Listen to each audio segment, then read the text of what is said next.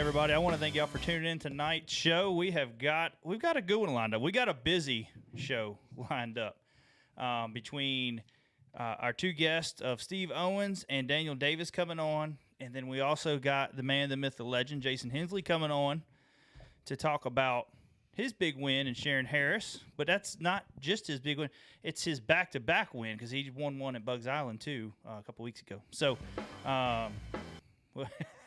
We're still playing that music. Yeah, I was bringing up the YouTube so I can look at it. I got you. Chris was liking that jam. He didn't even want to get rid of it. Yeah, I wanted to go away. How you doing tonight, Chris? We're out here. Yeah, we're having a good time. It's good to be back in the studio. Yeah. Old friend Skype messing with us again. Oh, yeah, Skype being Skype. I promise you that, guys, we're going to be changing this here soon. We're going to be getting away from this, going with some different software. Just with vacation, I didn't have time to really mess with a lot of that. We just got in Friday night from Texas, and had a awesome time with the family. I love Texas. You guys that live in Texas, y'all have a beautiful state, a wonderful state. Y'all are very proud of your state, and I like that. I mean, I think it's awesome, and you should be. You should be proud of your state. I mean, every state has their, there's something you don't like about it, but but I just love Texas. We went to Waco, went to the silos. I don't know the exact name for it. My wife does. That was her bucket list thing we do when we went down to Texas. We ended up going to Green, which is it was actually a German town in Texas, in San Antonio. If I got my history right on that, just trying to listen to people talk about it and what they were saying about it. It was actually started by German settlers. And I'm going to tell you what, I had one of the best drinks down there, Chris, wow. Trying to think of the daggone name of it now. It just slipped my mind. But anyways, it's got tequila in it. It's like a spicy tequila drink. You know what I mean? Yeah. So it's we used I can't think of nothing right now. I'm trying to say. But anyways, we used it's some great tequila in it. It's got jalapenos in it. Spicy? Yeah, it was really really. It's a jalapeno spicy margarita or something they call it, but it don't look like margarita. It looks like a. Could you imagine drinking too many of those and then having to visit the bathroom later? Yeah, imagine if you got drunk off of that and so I had to throw that That's back up. what I'm talking about. Yeah. Ooh, God Almighty. Not a good time. No, that's why I drink one. Yeah. I don't drink a lot, but when I do, I just drink. I sip a little bit, So, but anyways. That was fun. We did the river walk. A lot of people talk about we need to do the river walk. We did that. My actual next door neighbors, and them, they're from Texas too. They were like, you need to do the river walk. We had my wife's good friend down there. She's stationed down there. So we were able to, she just took us around, man. I ate me a really good steak, big old Texan steak. So that was good. Did you do the challenge? No, I didn't do the challenge, man. I can't bring myself to eat 72 ounces of steak. It's a lot of steak. That's a lot of steak. And then a baked potato and a salad. And shrimp.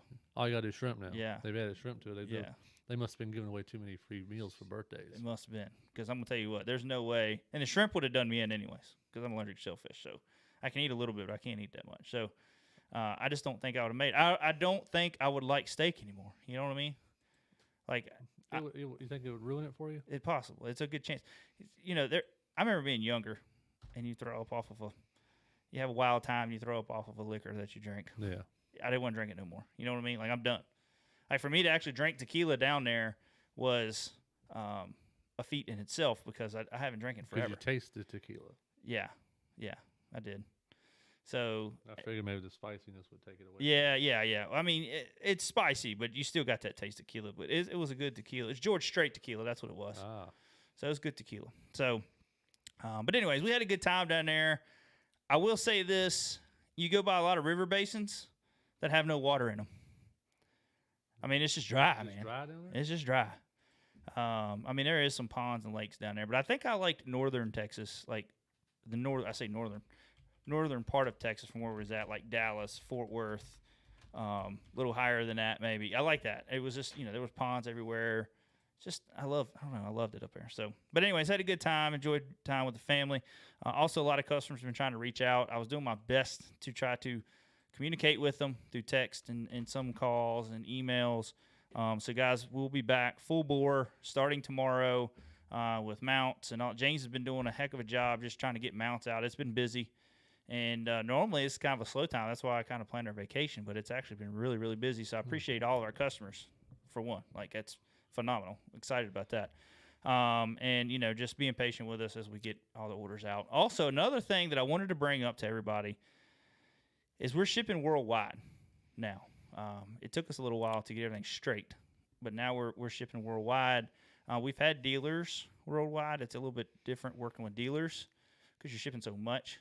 But now we're able to ship worldwide. But you can't order it through our website. You have to email us, and then we get all your information and send you an invoice because shipping rates are so different everywhere. I mean, from Chile, we've shipped stuff down to Chile. Chile? Oh, yeah.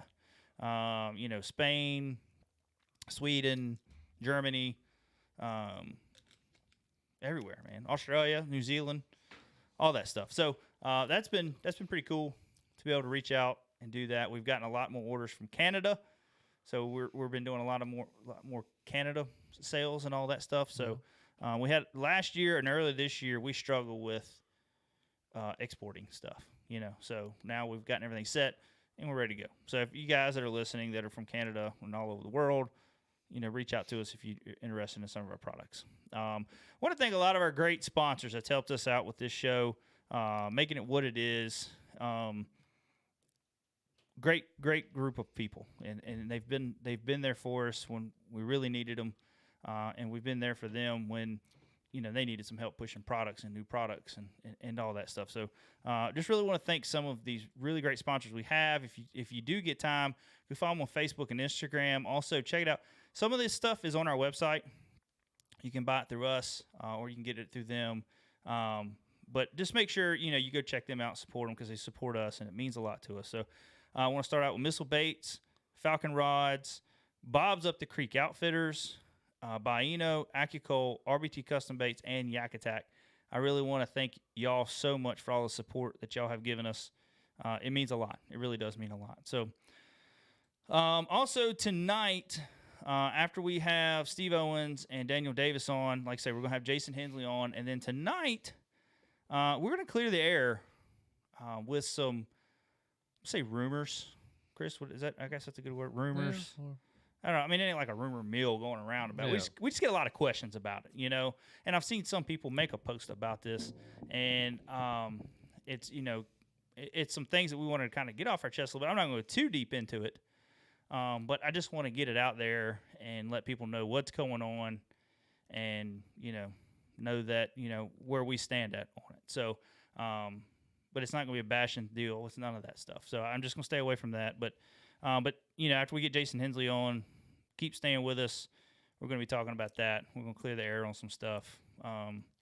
That's just that's kind of it's been going on for a little bit, but it's kind of really transpired here in the last week with questions and stuff. So, but other than that, we'll get to that later on, and But guys, tonight when we get these guys on, feel free to ask questions. If you got any questions for Steve Owens or Daniel Davis or Jason, feel free to ask. I can't guarantee we'll get to all of them, depending on how many come in. It also depends on if some of the answers, the questions have been answered, So just feel free to ask. If Chris is going to try to get to all of them, he's going back and forth between YouTube and Facebook. He's going to do his best at looking at all of them. So, don't be mad if we don't get to you. Yeah. One more thing before we get these guys on. If you're on Facebook, give it a thumbs up.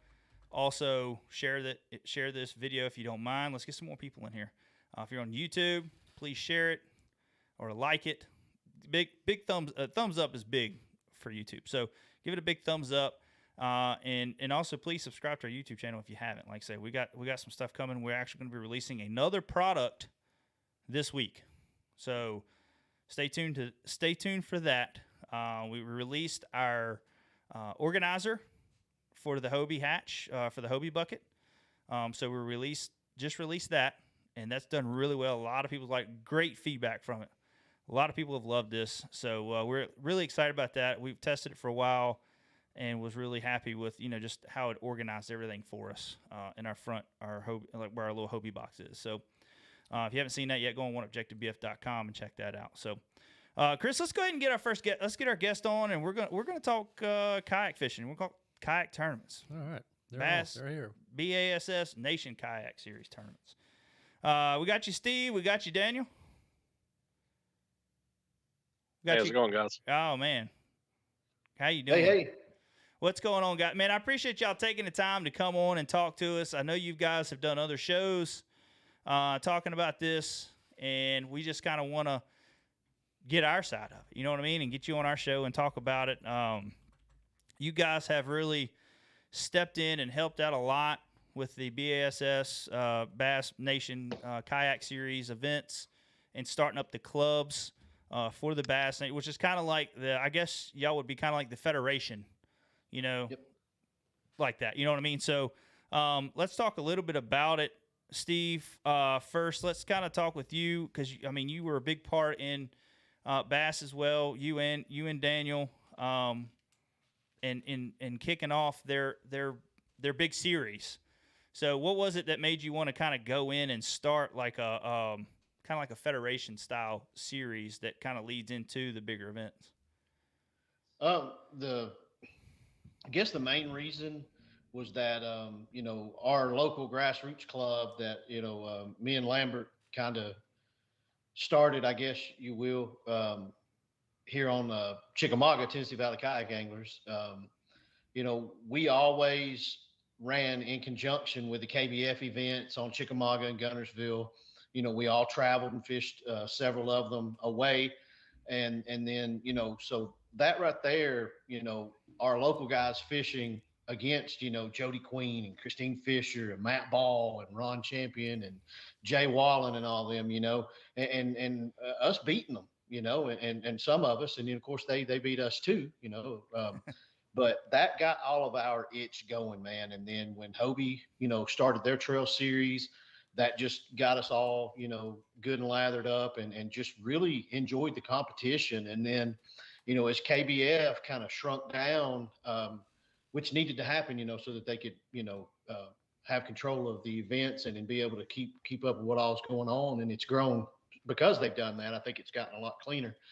Mm-hmm. And in attendance has helped a lot. But when that happened, we know, because I know you guys traveled for about 4 years there. We had events everywhere all the time. And then it kind of, shrunk down. And then, Bass came in and then started that, so there's another $230 tournament or whatever. And Hobie's is $230 or $260. And then, the KBF, I think it's 100 a quarter, but it's 2 days. So there's $250 there, 100 a quarter each day.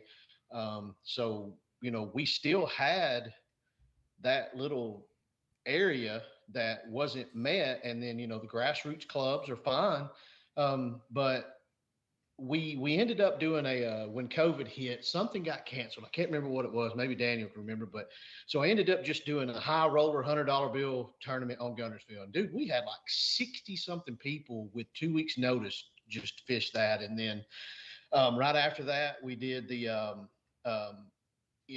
one event a year you can do as an invitation in a federation, if you will, because that's what it is. Bass Boats, is federation club. So we did one of those on Chick, and I think we had 70 or 80 in it, or 60 again or something. And it was just kind of just thrown together. And I was like, man, there's something to this. And a lot of it has to do just with the shield. People want to fish bass, but, we just kept having people, because as great as the Hobies and the KBFs and the Bass Master Series is, that's a small demographic that can afford to travel, take the time off to be competitive, because you can't just show up to Sam Rayburn and fish 2 days and expect to catch a check. You've got to go to put your dues and your pre-fishing in, which costs a lot of money and time off from work. So, I was like, let's just see how this goes. And actually, AJ kind of, helped me get my head around the importance of doing so, because we do have such a large, the Southeast, not being arrogant or anything, but the Southeast is kind of a hub of kayak fishing, if you will, because it's so active and the grassroots clubs support it. And so I put some feelers out and we aligned it with Cast and in doing that, it kind of hit me. It was like, man, you're taking the lazy way out here. You're just trying to just merge and make it, cast needs to be left alone because that's what we've worked for 10 years or however long to build. And we need to make certain that nothing ever damages it to the point where it's just gone.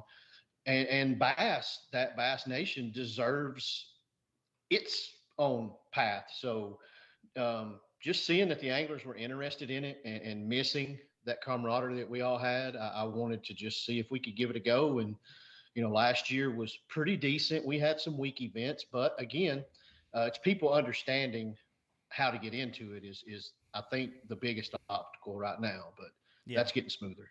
Yeah, and I think it's great to have these smaller events, like you say, for guys starting. And KBF was really good at that, with getting guys into it. And then Bass had kind of coming out had their big event, so there was a lot of guys that didn't want to spend that kind of money, but wanted to fish events. So I think that what you guys are doing for Tennessee and Georgia, I mean, because I'm you guys, man, y'all have some turnouts. Like Virginia will have an event that does really well, and then you go fish the next one and it ain't many, and sometimes that's just timing and whatever's going on in people's lives and holidays and all that stuff. So I know that affects a lot of it. And then also other big events if some of these people are going to go fish them. But like I say, these grassroots things I think are a great way to, work your way in and get up there and compete with the big guns like Jody Queen and Jay Wallen and Christine Fisher and all of them. So, but like I say, it's hard to believe. I don't know why I say it's hard to believe. Just seeing what we see here in Virginia and what you guys do down there, the big events that you guys have. I mean, even out in California, I mean, them guys, they pull some people in those events. It's just crazy. But Daniel, let's get a little bit of insight on you, man. What made you get involved with running these events instead of just saying, I just want to fish? But what got you involved with wanting to help run these events as well? It's just, flat out, Steve Owens is an agenda pusher, and that's the way I'm going to go with it. So honestly, it's really Steve. He wrote me into it. Like in TVKA, it was, hey, start judging fish. Hey, do this. Like, hey, I think it was 3 tournaments in, and I was a director and didn't even know it. So it was just, with the bass fishing stuff, I'm kind of organized and I know, a better way to do spreadsheets and things like that. So I think it was something Steve-O saw value in, and, we did the Bassmaster, the first one, and, I got to judge fish for that, which was just an amazing thing to be a part of. And so it's just, he wrote me into it and I've enjoyed it. It's been fun. It's been actually rewarding to, see our local club grow and, just keep adding in. And we've gotten a lot of those anglers that fish with us, that have fished some of the bigger events and things like that. We've seen them grow. It's just been huge. This last season, just in our local club, we've averaged over 46 per, and that was a big spike from the previous season. And what we have in Tennessee is very special. So I got roped into being the secretary of cast in Tennessee as well. So writing rules and everything else, it's been a interesting journey, but it's been very, very rewarding. And on the Tennessee Bass Nation stuff, Steve-O spearheaded it and got with all of these municipalities to fork out money so we can actually make these 100% payout, and it's huge. So with Georgia Bass Nation coming up with him, I'm basically just taking over, but I'm taking over something that he's completely built and done all the legwork for. So it's been a really, really easy transition, especially this first, this season with me taking it over. It's just literally, I just get to direct. So I got the easy gig with that. Well, you got to look at it's kind of humbling too, because, people know that you're capable of running something. You know what I mean? Because a lot of people won't, people won't ask if they don't see it in you that you're capable of doing it. So, that's good. You know what I mean? That you've built your name enough that they're willing to say, hey, do this for us, So it's very humbling, Oh, yeah, very. So, and I think it's awesome because we need guys like you to keep this sport growing. It's it's dedication to it to help grow something and have a vision to see this thing grow to that, and keep dreaming to make it even bigger. So it's tough because I've run a club tournament. Me and Chris fished in it. We fished part of another club event in bass boat side, and there, there's always politics with some of these things. So you got to be careful. And then we got away from it and started our own and had a good turnout. But then all of a sudden you just start getting into it's hard to make everybody happy. It's hard to run that stuff. It's stressful. So for you guys to do what you were doing with the amount of people you're doing it with, I applaud you guys 100%. And the sport, whether it be the sport in general of all kayak fishing, needs more guys like you because you guys do a good job. And just looking at turnouts. We're extremely lucky in that regard as far as our anglers because of, and I think the uniformity that we have with cast actually helps into that because of a set of rules across the whole state, and it's easy for a lot of those guys to transition to the bigger tournaments. We don't have the issues. Now the first Bassmaster that I got to be a part of with Steve-O, that was interesting because you had people that have never fished out of a kayak before that jumped in them, and they allowed motors at that point. So, we had to call emergency services for like 3 to 4 people because they didn't have a secondary propulsion. It was crazy, but it was just like, especially with the bass name, like Steve said, people just want to fish it. They want to be involved with it. And, there's always going to be a turnout with it. And we've got a lot of support of our anglers in Tennessee from the 12 clubs that we have that they're going to fish it because, Steve-O and I are a part of it. Yeah. And, that's humbling to say the least. And it's very important too with bass because, like I say, they're not going to put their name on it if they don't feel like it couldn't be a good opportunity to bring more to the sport. So, but it's also if they don't see it doing well, then eventually, they could pull the plug. We've seen it with the WBT with the Women's Bass Tour, and all that stuff. And so for like what you guys are doing, this is great. You know what I mean? It's showing bass that we can have the turnouts. We got the people, and we can have a great series. So it takes a lot. It takes a lot, and to be a part of bass, like you say, the biggest tournament series I say in the world. I mean I know we got Major League Fishing, and which is now owns FLW. They were big, but still it was always bass. Everybody wants to go to bass, and like I say, I just think they run a great series, great tournament series. So let's talk about which tournament maturity y'all want to talk about first. Y'all want to talk about Tennessee? Y'all want to talk about Georgia? Let's talk about some schedules and what you guys got going on. Steve, you want to start first? Or? Yeah, I'll knock Georgia out and let Daniel go over Tennessee since he'll be doing the heavy lifting there, and I can sit back and laugh at his mistakes. No, he'll do fine. Like he said, if I didn't, Daniel's a high stress job supervisor, and he's more than capable organizationally, and biggest thing with all of us is we've always done, even with TVKA, is to do it with integrity. Mm-hmm.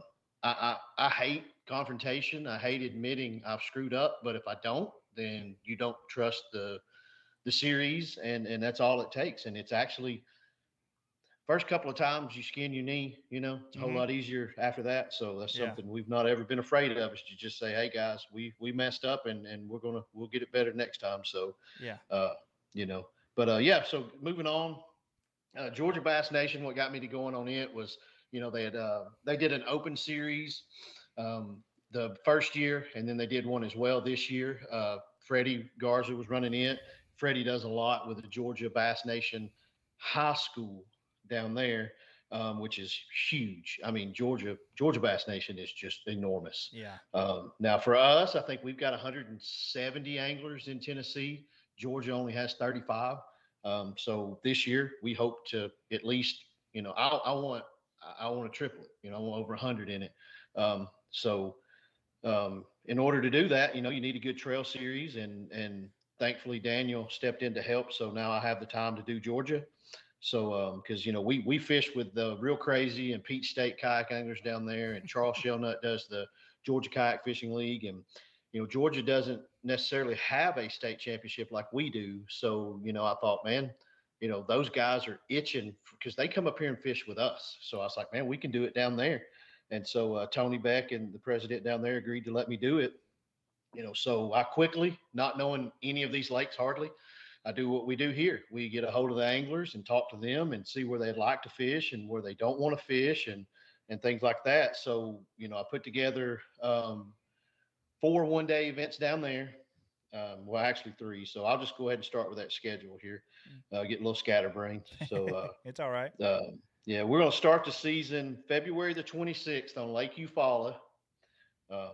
Dylan Lowry, his dad, David Lowry. I don't know if you saw us sharing. He recently just smashed BFL and won another Phoenix. He helped with the schedule a lot because he fishes all these waters, and we got all of them in what hopefully is one of their primes, the 3 primes that you have each season. Yeah. So Lake Eufaula, they're Mayor Tibbs, they're open for everything. So if you got anything in Georgia, Alabama area, reach out. I'll get you in touch with him. They're very welcoming and very good with that. The next event we'll have is actually a 2-day event. Wanted to do one of these to see how attendance went. Again, the grassroots clubs will be in conjunction or parallel with us on some of these. So hopefully that can help. So March the 19th and 20th is a 2-day event on Lake Lanier. Lake Lanier is gorgeous. Been judging these fish on our Dugout Online tournament this year right now. And Benjamin Van, I think is who it is catching some gorgeous spots. I mean, these spots are as beautiful as smallmouth he's been catching. I'll have to post some up and tag him in them, but it's pretty awesome there. But Lanier, that chamber down there, they're super awesome. They get a lot of big time tournaments in. So for them to take a chance on us, not knowing what we're going to have, was pretty. I was glad to see that because I was nervous about it. Next, we're going to Hartwell, April the 2nd, and we'll be running that with the South Carolina Bass Nation kayak anglers up there. Be treating this one as a recruiting event where you don't have to be a Bass or Bass Nation member. You can just come one, come all, and fish. You just go by our rules. And like I told you earlier, what that's designed to do is to bring people in who don't know, people who not necessarily can pay $45 for a year of fishing. And in doing that, Queen City Kayak Anglers, ran by Vinny Ferreri, it's a massive club. He's scheduled around us to where his club will be off actually, so that they can all come down and hopefully fish with us and just, make this as big as we can on it. And then May 28th, we'll close out with Clark's Hill. Clark's Hill is in the Augusta, Georgia area. Another beautiful place, blueback herring. So, I got with, Jamie Koza. He's, owns the Dugout Bait and Tackle. You guys met him. And thank you big time for coming down and publicizing you getting your Hobies from us. Really thank you for that. He knows the people in the Clark's Hill area.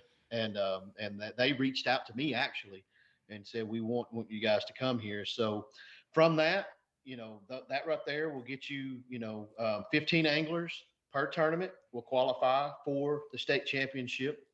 And then the same as we do in Tennessee, each grassroots club, your top 3 in your Angler of the Year standings, we will award them a state championship too, so that we support them, they support us kind of thing. And then from there, we're going to do your best 3 out of 4. You will have $1,000 cash Angler of the Year prize from Carl Black Chevrolet. They're in Kennesaw, and they have a shop in Nashville. So we'll be doing the same thing in Tennessee. So hopefully we can make it 2,000. If we can, we will. That's my goal. I really want 2,000 for our Angler of the Year in each state. Just so you come out and spend your money with us, we'll work hard to give you more than you could ever think back, hopefully. That Angler of the Year, it's designed to where if it is a weaker tournament, maybe you're going to show up for it. Like say, for instance, our buddy Dave, from Ohio, Dave Sewell, he travels all over the place.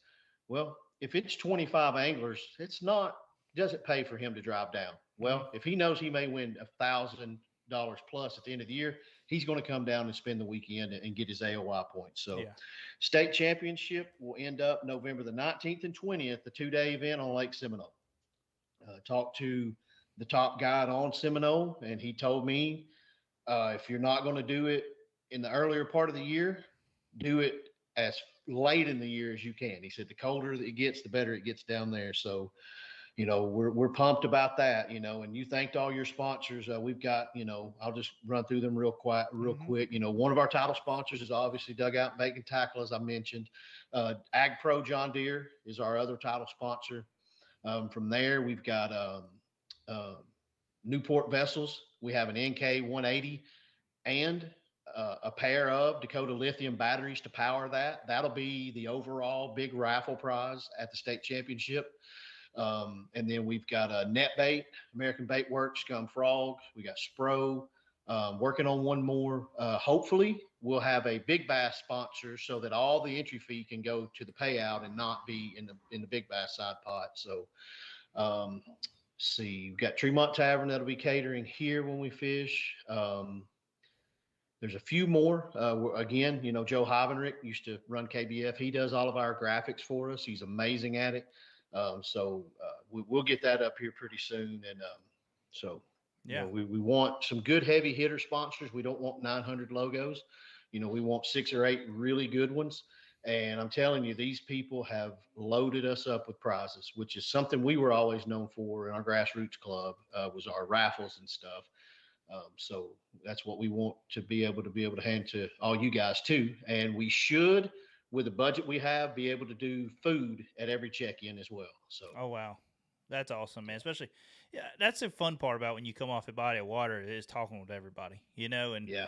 and chatting, and because you don't get that. See, like in bass boat tournaments before blast off, you got that time to talk, and then when you come back in, you got that time to talk. In the kayaking series, not unless you're fishing with a few buddies, most of the time you're kind of taking and putting in and fishing, and at the end of the day, that's where everybody talks. So.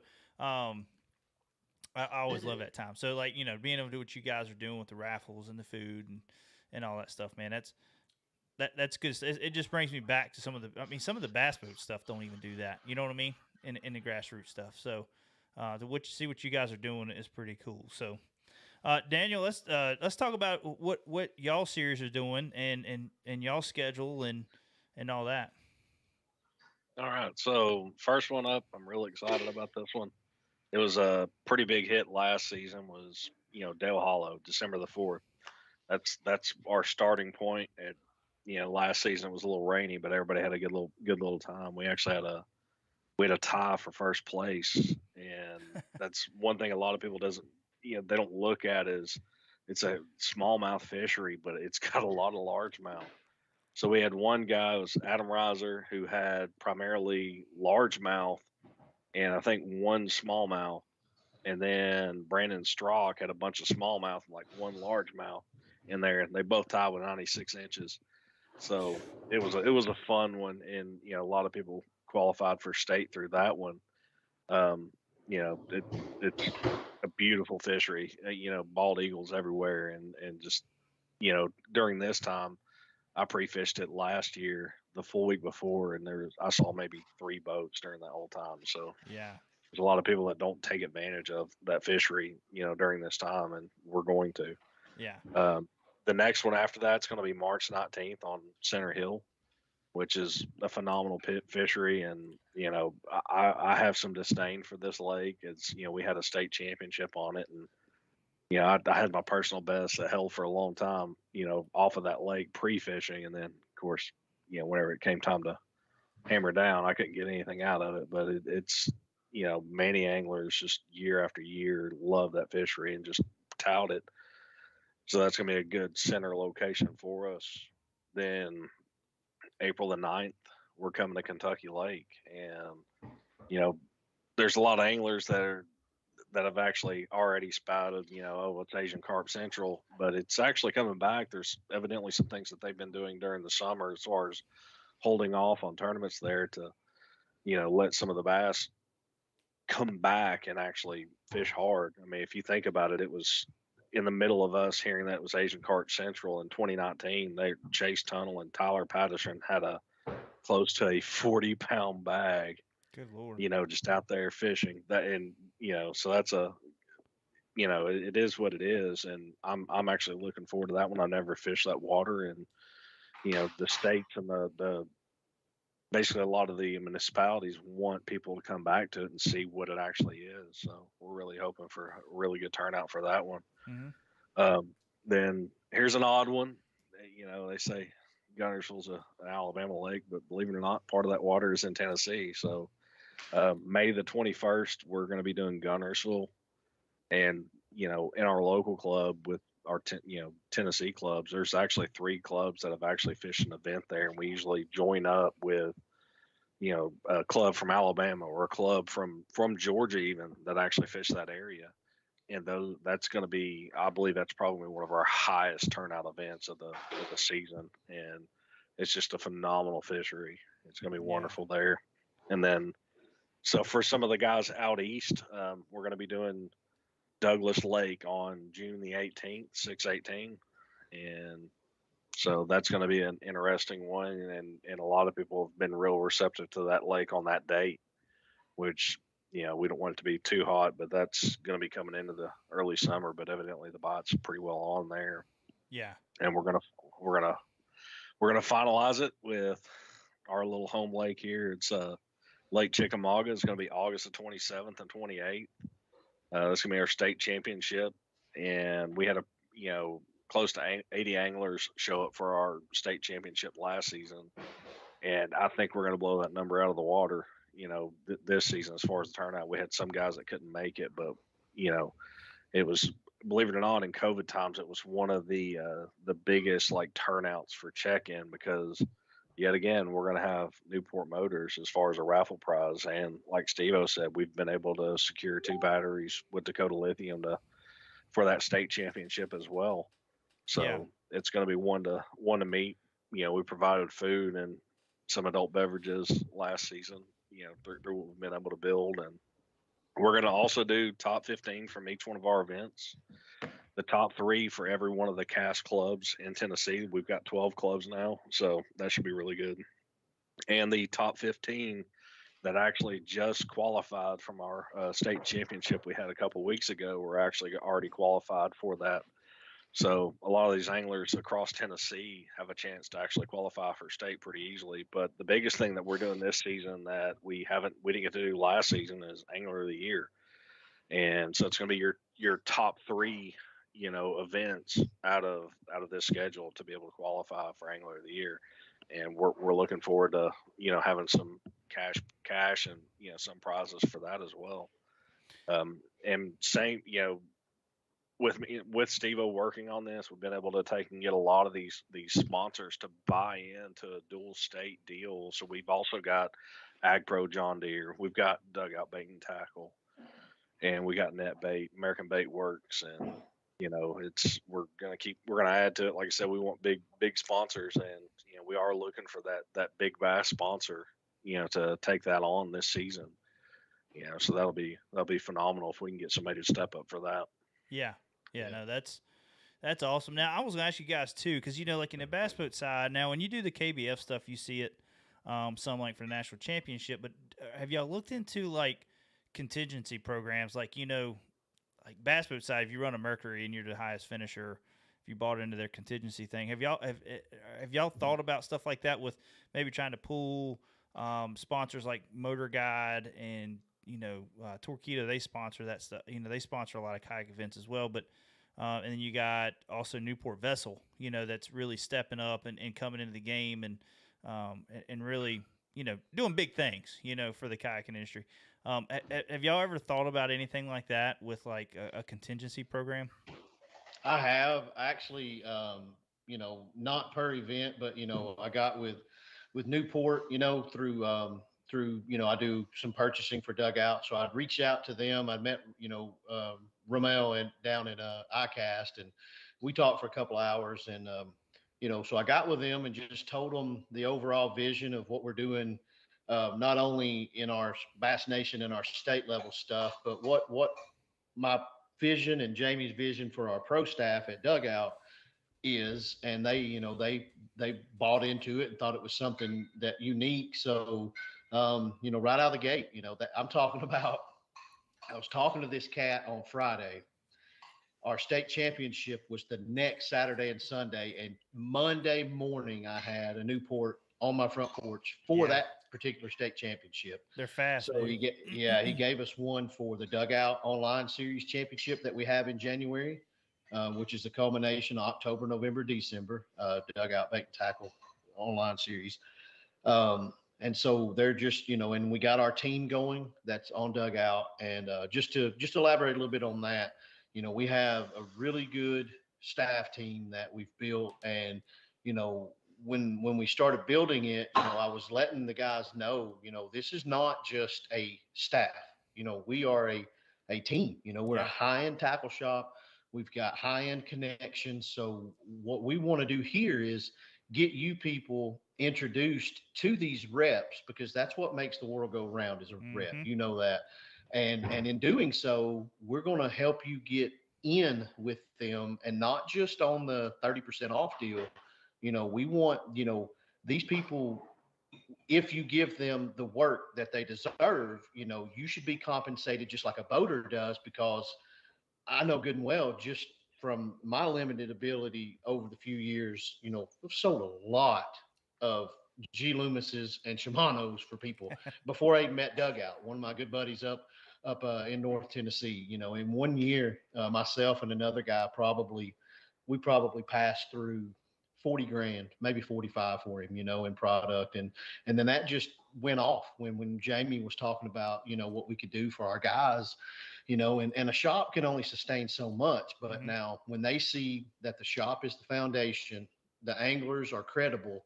And the next phase to that is like Daniel, I brag, he's on the American Bait Works team with NetBait, Halo, and everything. And so when he puts out content, we can only reach our own demographic. But if they take him, a kayaker, and put him out there in the meta space or whatever they want to call it now, then, they win angler loyalty from kayakers because they're promoting a kayaker. And then they show the world kayaking, because a lot of people don't know that it even exists like it does. So then that brings new people into kayaking. So it helps us be a teammate with them, helping them do things that they don't have the time to slow down and figure out because it's so high stress on their side. So, that's what we really wanted to do there. And but to answer your question, yes, I have. It'll be probably a few years, and I think it's going to be, if bass stays stable, does the tweaking that it needs to do to continue to win in some of the kayak crowd, because it's tough. Oh yeah. A lot of people look at these things as if it's still their grassroots, and it's not. It's not. And I'll just be blunt. There's things that Hobie, KBF, and Bass do that just honestly are none of my business or your business or Daniel's business. That's theirs. Yeah. They put out the product and say, here it is, guys. We took everything you guys believe in consideration when we did this, but we don't have the time to explain, every single detail of what they do. And that's why I've learned not to open my mouth, because I'm a knee-jerk person. Daniel can tell you. Yep. I overreact, and then I back myself up. But and these all of these series know what they're doing. Now for bass, it's they're so busy, and they are who they are. And John understands. He's a good man, and he's a very helpful person. They are learning how to fit in with us, just like we're learning how to fit in with them. And that's the struggle on the Bass Nation level, is that everyone thinks it's the same across the board, and it's not. Virginia is ran differently than Tennessee than Georgia. And I think that that's great. Yeah. Because that lets you, just like in cast with 12 clubs, it lets you in your state set things up the way your anglers want them, and so uniformity is not always the answer. I'll just be flat honest. A set of rules being uniform is probably pretty important, but how you do everything else is up to you guys. Yeah. 7 events might work, 1 open may work, 3 may work. So that's the struggle, though, is because these presidents are so busy themselves, they don't want to take on the kayaking. They don't have time nor the understanding. But that's why it takes someone with some knowledge to step up and say, I'm going to do this. And then when it sucks, I'm still going to do this. And when Yeah. they tick me off, I'm still going to do this because I'm not going to quit because this is our space. We deserve to be in every state just like the voters are, Yeah. and it's not a competition. Yeah. It's just, people just give up too quickly. And because I'm very thin skinned when it comes to the work we put in getting criticized, I can't help it. I act out of character when it happens. But It's thankfully business. I've got, you know, yeah. Yeah. So We're gonna make Tennessee and Georgia be the envy this season, especially. That's our yeah, goal. I mean, it's not really that wasn't our goal to be the envy, but we're gonna show out. We're gonna do what we can to make these anglers have fun and just make it the best events that they fish and fill that gap of that step up. From what KBF used to be a long time ago. It's the next step for all these anglers to dip their toes in it and have fun and just have a very well run event. And that's what we want. with some good money coming back to you. Yeah. Yes. Exactly. And and that's big, especially getting into these events and helping. Just you know, you could go to a bass boat event, and I've done it. I fished a federation. You go in, and granted, I never won a federation. We've come close, but you get a check. But a lot of times, it's not much money. You know what I mean? Like by the time you figure your boat payment or you figure your gas getting there and your entry fee, you come out about even sometimes if you win. You know what I mean? Depending on the level of the event. Now, some events are you get a couple $1,000s, but the cool thing about the kayaking side is not unless you put it on a credit card or something, your boat's paid for. You know what I mean? Um, the biggest is your travel expenses getting there and staying there and the several $1,000s that these events are starting to come up with now and giving away is phenomenal, man. I mean, it's giving guys the opportunity, especially fishing the bigger stuff, to do it for a living. Sometimes I look at it, I'm like, how in the heck did they do that? Because it's still by the time you figure out all the expenses and all that, but that's their deal, and they got sponsors and all that to help them. But it's giving these guys opportunities to do this professionally, and like say starting with the grassroots and all that. If you get guys in there doing well and winning money, it gives them an opportunity to go say, hey, I'm gonna go fish some bigger events, and step up Yep. against some of these bigger guys. So, like I say, the money's good, and the prizes are good. That's what keeps the people coming back. And then doing the points thing, I think is big, and that's where I'm kind of getting into. I don't know, Steve. I don't know what kind of information you can give, and because the schedule's not out, none of that with bass and their big tournament series. But what can you tell us about the Bass Nation Kayak Series, and what is looking like for 2022? I know I spoke with John. It's been about 3 weeks now, though. We communicated, our schedules, and then, I shared, the Hobie and KBF when it got released, and because you got to remember, he's scheduling the elites, the opens, the high school, the college. He's a huge part of that. That's mostly on him. Mm-hmm. And as he does this, he tries to go ahead and let's just, for instance, and there is not a tournament on this lake, but let's say Nickajack. If he's putting a boat tournament on there, in April, he tries to say, well, what if we come back in June with the kayaks? Can you help there? And you know how it all goes. And to make that streamlined and easy. So, and the way bass is the top, they cascade down, and we're announced after the college and high school. I mean, we're the new kid on the block. So I've got no problem with that. So I think the schedule should be out next week. I hadn't communicated him with that, but I did hear Dwayne mention that the other day that it should be next week, hopefully. I do know they're making some changes that I think will be really, really good. There's going to be hopefully a really good incentive to fish as many of them as you can. They're decently spread out. The schedule I saw was really, really good. I liked it a lot. But I do think that some of it may change because he saw some dates where he was going to try to deconflict, like with us, our Hartwell event.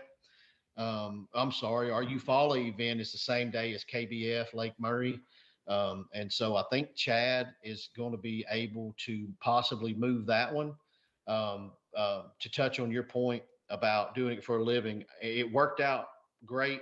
And I did one event on purpose, but an angler comes through Georgia, you get to fish our Eufaula, and then I won't get them in the correct order, but it's basically Eufaula, a Hobie, the Bass Nation Bassmaster Classic event, a KBF, another Georgia, a Hobie, a KBF, all in that 4 or 5 hour drive of one another within like 6, 7 weeks. Wow. A person finishing in the top 5 to 10 could probably walk home with 25, 30 grand Yeah. in a quarter, you know? Yeah. So, Well, but, that's good. That's good. I think the bass schedule, if it stays true to it, you'll have a good Southeast event, a couple in the center like you need, a Midwest, a really good Midwest, a good Southwest, and a good Northeast. So that's about all I can say there. And I hope that they stay true, because I think everyone will be excited about every single lake on that schedule. So he did a really good job with it. So Well, the suspense is killing me. I ain't gonna lie. Yeah. Like I've been, because we've looked at the Hobie series. We want to fish, a lot of those events as well, and we also want to fish bass, and just trying to get everything together. And like we're getting closer to the end of the year, and it's just like, as soon as the last events are over, you're like, come on, let's get the schedule. But I know it doesn't work that way, and it's tough to do it that way. But I just hope that things go next year. Like say, there's some things that you were talking that's gonna try to keep people coming to the next event. And Yeah. I mean, I don't know if you can say it or not. Are we looking at a points deal, or can we not say? I can't say on Can't that one. say. Okay. So, yeah. God, mighty, Steve, Yeah. you're killing me. You're Yeah. killing me. But He probably knows. He just ain't gonna Yeah. tell Yeah, he nobody. can't. He can't say we nothing got right now. Hey, we got a hell of an AOY in Tennessee and Georgia. If you want to come on down, and Yeah, get the yeah. Come on down. Yeah. But no, yeah, what you said. So you guys are you looking to fish to qualify for all the championships, or are you just looking at, like Daniel and I think he hasn't flat out said it, but I can tell. I gave up all of this year basically for traveling to get what we got going, and then this year in 2022, I won't be able to go anywhere because I have. Thankfully, my wife will be able to go to some of these Georgia Bass Nations because I'm only directing them. I'm not fishing them. So Yeah. so I get out of a little bit of a frying pan with those. But I just I've got a pretty big family to spend time with, and then I don't think in 23 there'll be much fishing for me. But the goal we have for this is to get this state level stuff built where we can have a budget where we can do all of these events and have a local director, a really strong TD and a grassroots club run that event for all of us. Mhm. And that way it spreads the love. It helps the lifting where we're not burnt out on it.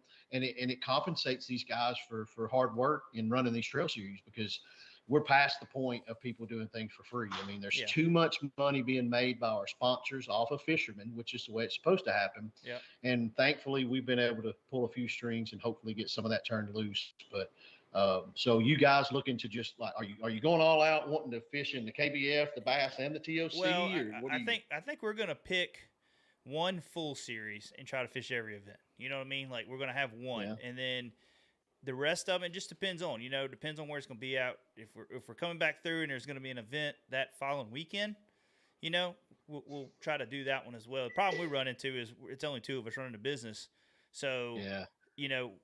what our plans are is to make a lot of product, and then when we go out of town, if we need to ship stuff while we're out, we can do that and be like a traveling business sometimes on some of these events. So it's tough to pick everything and go and do because we just don't have employees at the shop. So we're trying to pick one series and dedicate all our time to that, and then fill in with the rest. And I'm like you too as well, Steve. Is I got a son and daughter, and my daughter's into cheerleading and gymnastics, and my son's into go-kart racing, and that's always on a Saturday.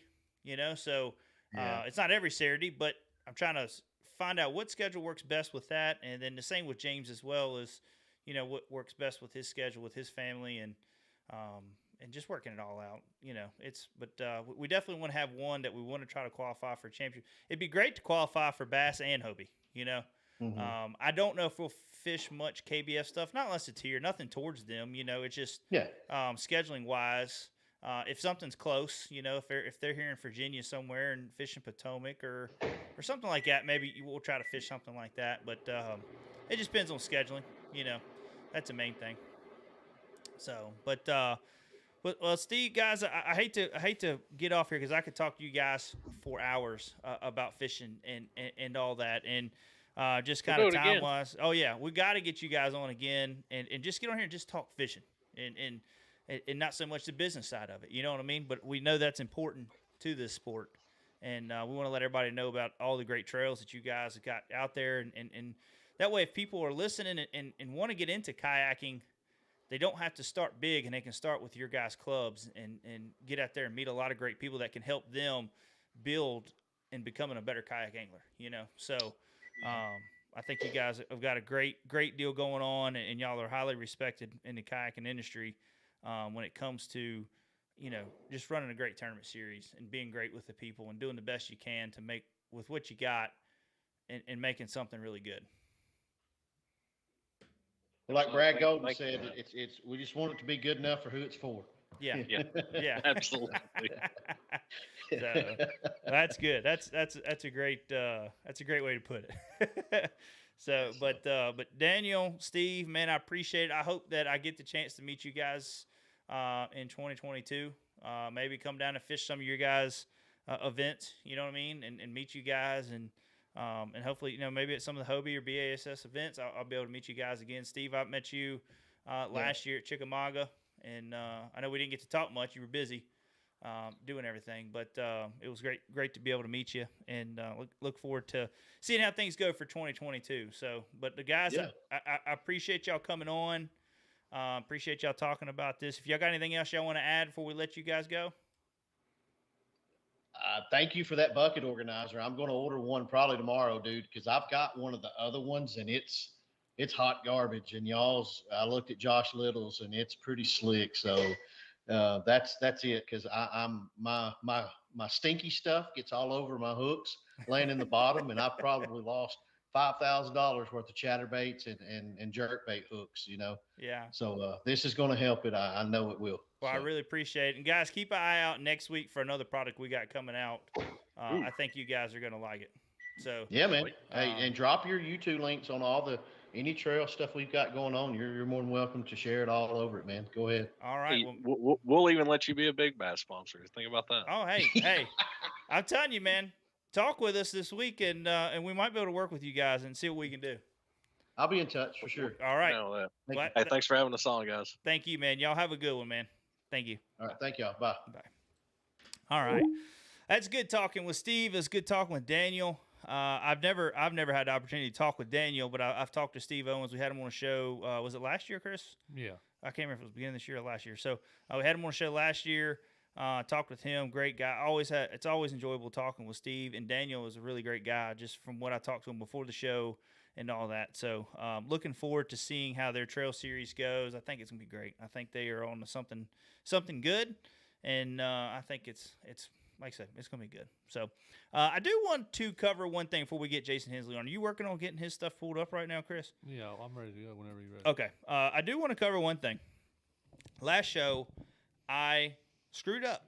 Okay, I didn't have my facts right when we was talking about the Hobie BOS tournaments. Yeah. And I want to thank the people that have reached out and said, hey, look, you got it wrong, because I don't mind being called out a little bit on. I say a little bit. Some things are just kind of crazy. Okay. But I don't mind being called out when I'm wrong on trying to get somebody the right information on a tournament trail series, and plus it helps me because now I know. So I did screw up on the how you qualify for the Hobie BOS tournament champions, and we kept saying top 50 in AOI, and we were wrong on that. So I was corrected, and it's the top 3 from every event, and from every tournament they have the top 3, and then the previous year's winner, and then they're taking the 19 spots. The remaining spots go to the AOI points of the non-qualified people. So Just because you make the top 50 in points doesn't mean you're going to make it. You got to try to qualify in the top. I was going to say top 20. Yeah. So if they're already pre-qualified, I guess I don't know. Now this I don't know. I don't know if it works its way down to the next person. But anyways, I just wanted to correct that from the last show because I did keep saying the top 50. And that was my fault. And I went back and looked, and I did have a hard time finding anything kind of talking about it. So, and I still didn't find anything on there talking about it.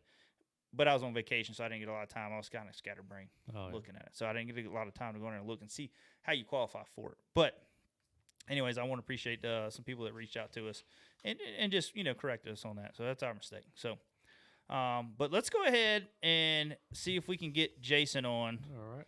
And talk about his back-to-back wins. So you're going to get that beautiful. Oh, yeah. Scott. Uh-oh. I'm going to have to message him. Oh, no. Maybe he fell asleep. I don't know. He may have. Let me go ahead and message Jason. Catman knocked the phone down and broke it again. Let me see.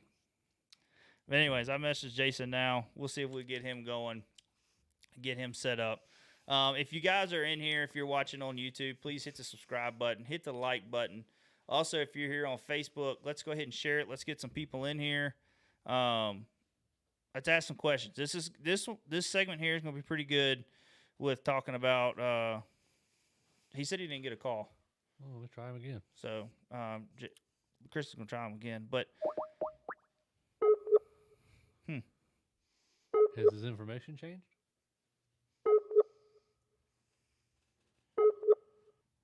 It says Jason isn't online. He probably didn't update it.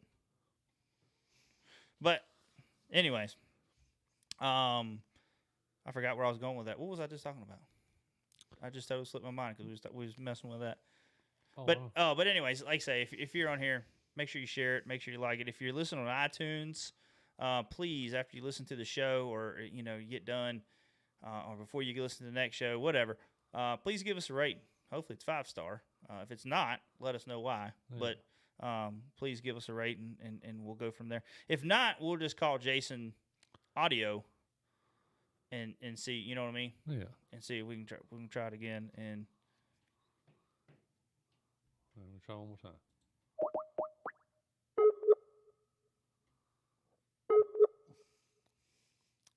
all right, well, hold on. I'm gonna give you Jason's number, Okay. and then hold on a minute.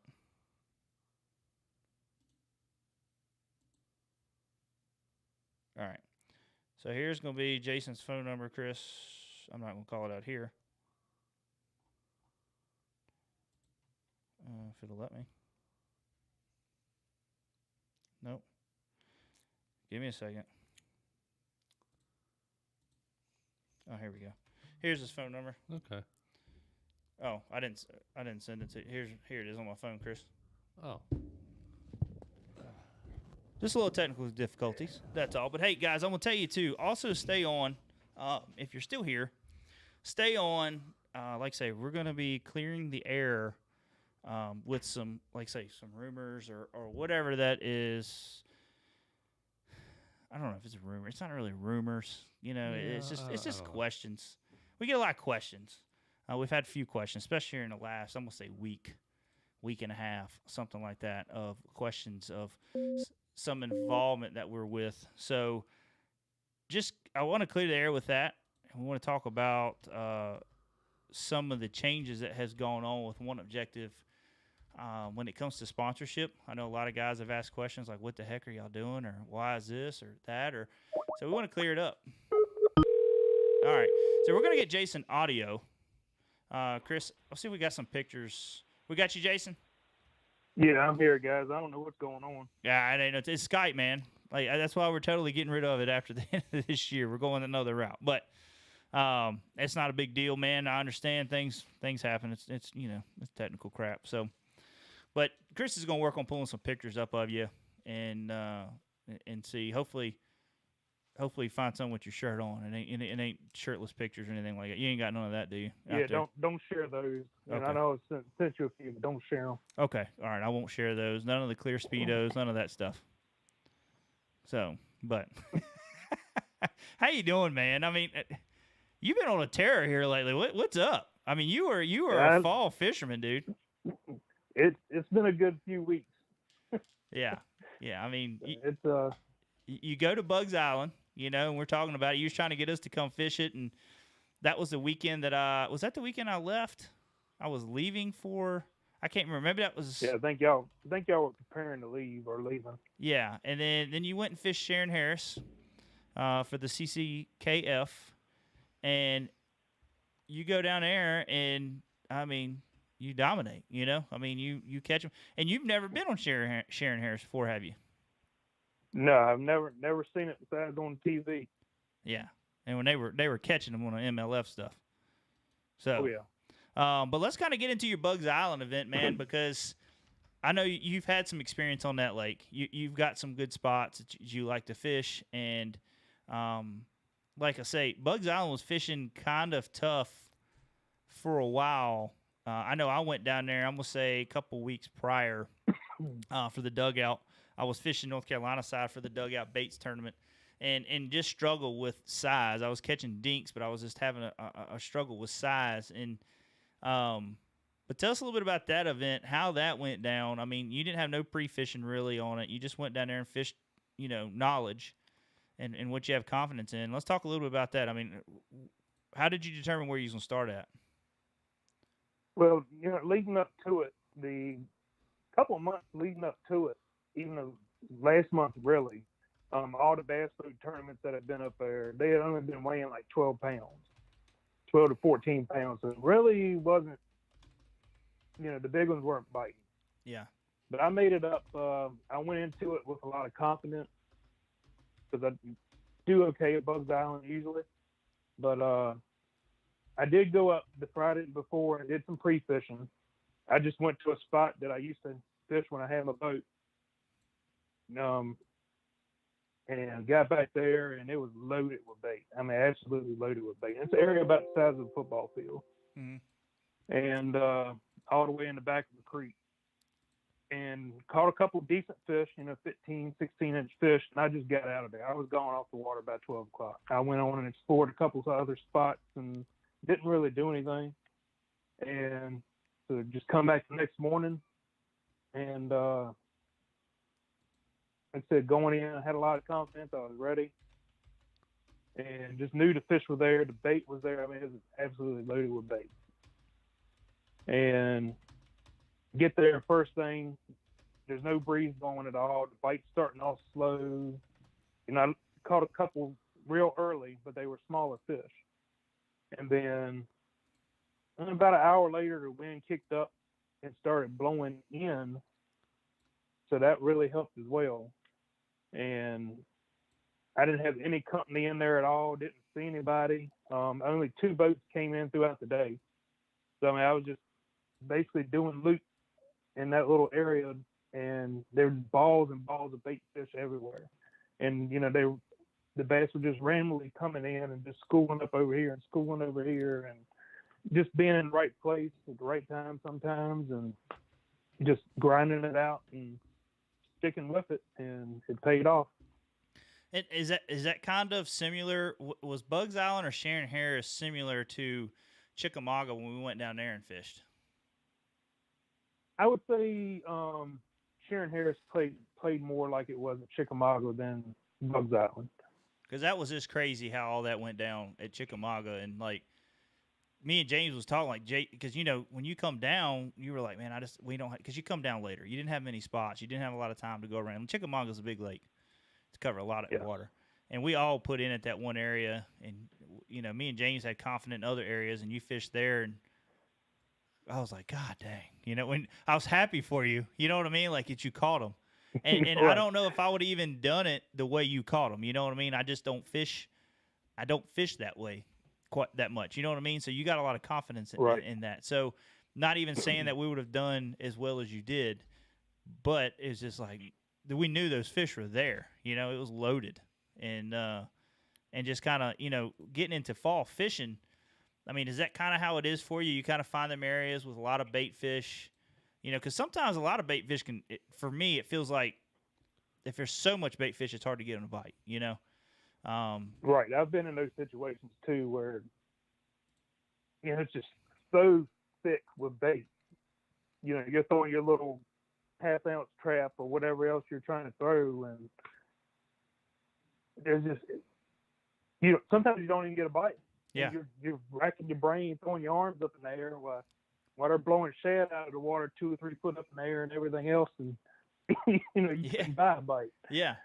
But Or they short strike it. You know what I mean? They just swat at it. They don't Right. ever right, hit it. That's what we ran into at Chickamauga. Remember, all of us was sitting there on that one spot, and how many hits did we all have before we actually caught 1 or 2 of them? It was just it was Yep. crazy. So going into bugs, did you have any issues like that where it was like short strikes, or just they were just chewing it when you caught them? no, they were just eating it the Friday before and during the tournament. I mean, every single one of them, they were just eating it.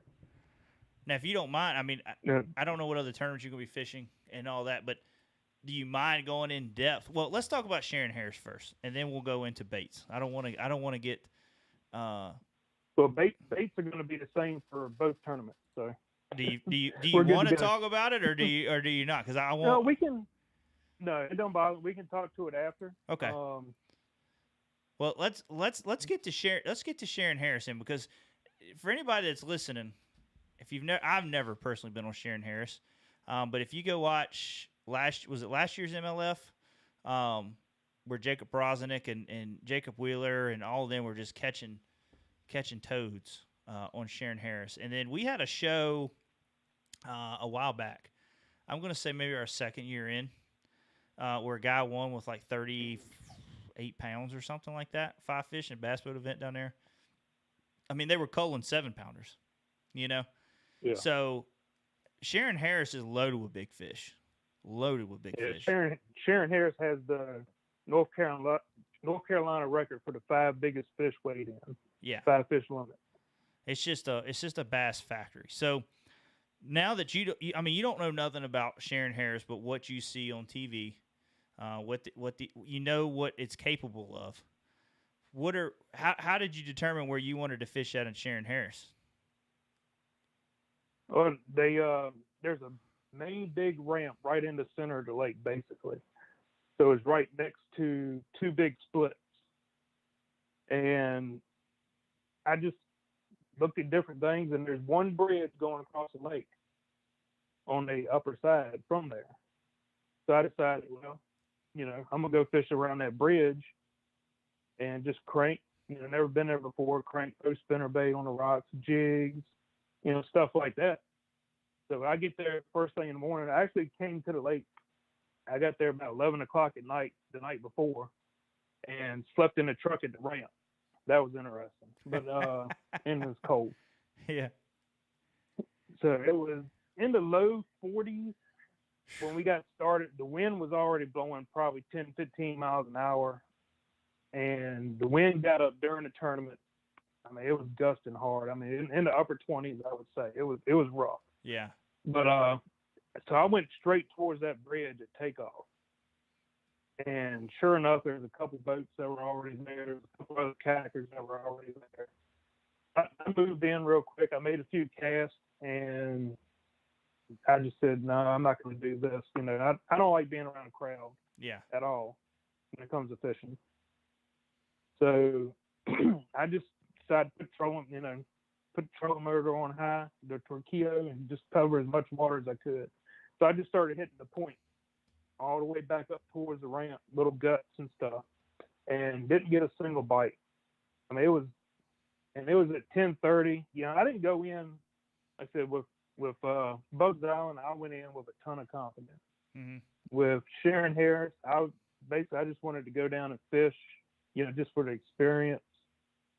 See what the lake looks like, and stuff like that. And I wasn't expecting a whole lot. I knew there was big fish there, and the history of the lake and everything. But I didn't have a whole lot of, I would trying to find the right word.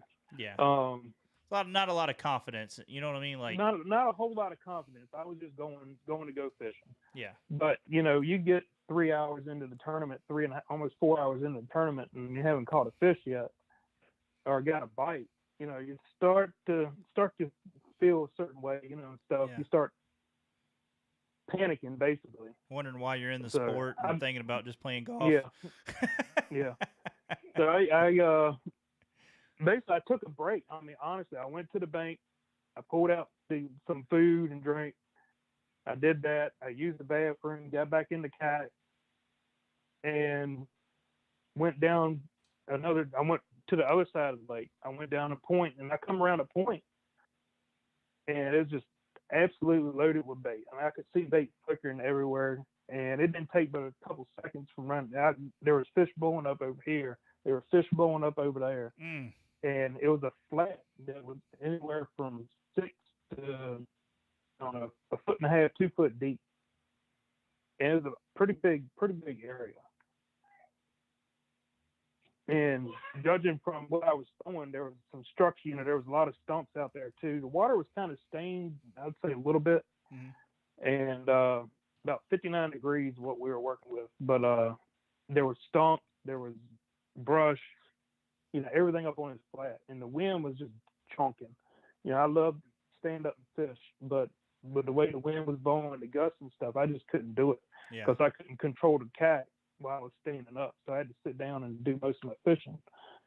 But and my first fish, and I went in there. I mean, I wasn't even there a minute. I caught an 11-incher. That was my first fish. So I'm scrambling. I'm trying to take my picture of this 11-incher, and and just proud as heck of an 11-incher. And then so my next fish I think was 18, and then I caught a 19 and a half. And then another 18. And like, these are some really, it's just some really nice fish. Yeah. And they were all just choking the bait. And then, it kind of calmed down just for a minute. I was moving around trying to find where these fish were and stuff. I caught a couple more in between there. I had a couple other decent keepers. I think I caught about 15 total fish. But there are a lot more shorter fish mixed in there, like 11 to 13 inches that end up. Not even using or culling out. I culled a couple times, but it just played out like that for me. I mean, I just happened to roll up on the right spot, and big thing, you tell people is don't get yourself down how the days are going. I mean, you can go all day long and not get a bite, but you need to be prepared. Sometimes, it happens on 5 casts. It can happen on 5 casts. It can happen at the last minute.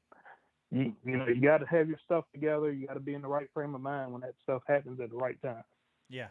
Because if you're not prepared, if it just stuff can go sideways real quick. But when I saw that, man, when I come around that point and saw all that activity and stuff, and looking around, there was nobody around me either. That whole next few hours, I was over there. I had no company, 0 boats, 0 other kayaks around me. And I basically I was excited, but I was calm. Yeah. Like, hey, especially if I got my 5th fish. And it was just, okay, this is great. But also at the same time, in the back of my head, I'm thinking, this is Sharon Harris. Everybody, man, if I'm doing this, everybody's got to be catching them. There's got to be other guys that are catching them. I had no clue that, that I would come out of there winning by, 13 inches. Yeah. I mean, because that lake there, all it takes is a couple of 8-pounders caught. You know what I mean? And somebody catching up quick. Definitely. I mean, you can make that distance up quick on Sharon Harris. So, yeah. I mean, so were you leading it before the board was shut off? Yes. So I bet you were nervous, I was leading when the board was shut off by, I think, about 10, 12 inches. I think something like that. But anyway, and they took the board down, I think, at 1 o'clock. So there was still 2.5 hours. Yeah, well, 3.5 hours, 2.5 hours left to go in the tournament. Yeah. And I'm just sitting over there sweating bullets, not knowing, what's going to happen, basically. Yeah. But I did have one mistake. I did have one. I had caught a couple 11, 12 inchers almost in a row out of a school. There's a big giant bait ball, and I had another bite when I threw in there, and it just felt like 11, 13 incher. So I'm reeling, and it gets to the kayak and it just goes down. I mean, just I'm like, oh my god, I'm struggling. I'm trying to get the net, my arms shaking and everything else. And I get it up and I reach out, and it's one every bit of 19 to 20 inches. I mean, it would have put me over the 90-inch mark. Yeah. And it got right to the edge of the net, and I tried to lift the net up, and it slid off the front of it and went down. And when it did, the hook came out. Oh gosh. It took me several minutes to get over that, but well, at least that wasn't like your. More after that, but Well, at least that wasn't like your first fish. You know what I mean? Because if that's your first fish that you've caught or you finally hung, it really makes it unravel. Then you know what I mean? Like that will make your day spiral quicker than not catching any fish all day. You know what I mean? Oh yeah. So luckily I'd already had my limit when that happened, but that would have been my kicker fish more than likely. And then it's in the back of your head when you're going to weigh in, like, I think I lost it because of that fish. You know what I mean? Like I could have lost it because I lost that fish. I mean that's any tournament angler. You know what I mean? If you lose a 3 or 4 pounder at the boat in a regular bass boat event, and you got 5 fish and that could have called up a 1 pounder you had. The whole time you're like, great, I probably lost it because of that fish. You know what I mean? Like, yes. Oh yeah. So, but yeah. So I mean, going to weigh in. I mean, how far did you have to drive before you, or I say weigh in, check in when you had to go to check in? How far did you have to drive to get back? It took me about a 20-minute ride, I would say, 22-minute ride from where I was at, on the kayak back to the ramp. Yeah. And I could just. And of course, the wind was at my back, so it was blowing towards me. There were some bigger waves out there, and I rolled over a couple of them, got a little damp a little bit, but I had my rain suit on the whole day and stuff because we were layered up. Yeah. Because it was pretty darn cool and the wind overcast and everything. So it was had my hot hands, but it was a nice little ride back. A little nervous ride, but when I pulled up to the ramp, a couple guys met me and were like, "Man, you did a great," and all this other stuff. So it kind of picked me up a little bit and gave me a little encouragement that that hopefully I was able to hold out at least for the check. Yeah. Much less the win. Because the win's the ultimate. Check is nice, but you just want to be number one. Yeah. The money's not that's right. as big of a deal as just being number one, and number one just pays for the bills if you do it again. That's right. So, well, man, that's awesome. Let's kind of let's go a little in depth and talk about your setup, because you said it's the same thing for Bugs Island as it was for Sharon Harris, and it's the same thing, I know, because we talked of the deal for Chickamauga. And I want to talk about it and talk a little bit about how you caught those fish. What was your main bait that you caught those fish off of? Well, from Chickamauga to Bugs Island to Sharon Harris, my main bait for all 3 of those tournaments was a underspin. Now, it's the Fish Head brand, which I have one in my hand with me, and unfortunately the phone's not working, so you can't see it. Yeah. But it's you can go on Tackle Warehouse and look at it. It's Fish Head is the brand. A 1/4 ounce and a 3/8 ounce is what I use for shallow water. Deeper water, I'll go up to a 1/2 ounce. Mm-hmm. But generally stick with the 1/4 and the 3/8. And with a for a trailer, I stick with the Kayak, the Fat Swimmer, and either the white ice or the Tennessee shad, and the 3.3 and the 3.8 sizes. And they work great for matching the bait fish. Yeah, match and hatch. Because right now the bait fish are smaller at this time of year. You're not right. You're generally running the smaller bait. Yeah, I mean they'll chase some some gizzard shad and all that stuff, but most of the time they're gorging on those big bait balls of Elwise and gizzard shad and all that. So I Yeah. mean, not gizzard shad. Sorry, Yeah. L-wise. But so I mean, Yeah, and with that, throwing that on 17-pound canine fishing line, and my main rod I was throwing it on was a Dobbins Champion, the 736 crankbait rod, which is a little heavier, but it's still got that nice soft tip on it and everything. It loads up beautifully with these underspins. and that's kind of what you want, right? When with the underspin, you want something that's going to load up. You're not going to kind of rip it out of their mouth too fast. You know what I mean when they hit it. Right, correct. And you said did you say it was fluorocarbon or mono that you were probably fluorocarbon, right? With 15-pound fluorocarbon. Well, it's what the canine is called fluoro. It's a kind of a mixture. I got you.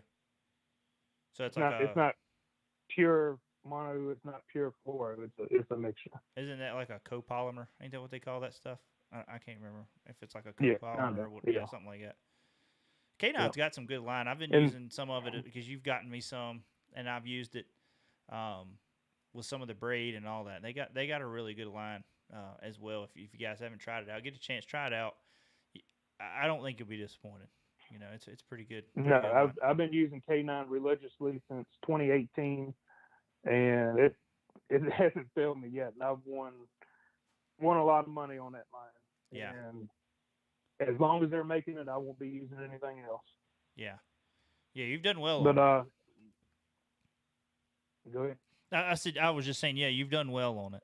So, but Oh, let's kind of get And- into gear ratio. You know, you're talking about your rod setup, and you're using a crankbait rod, a Dobbins crankbait rod. You want that soft tip. Let's talk about gear ratio in reel.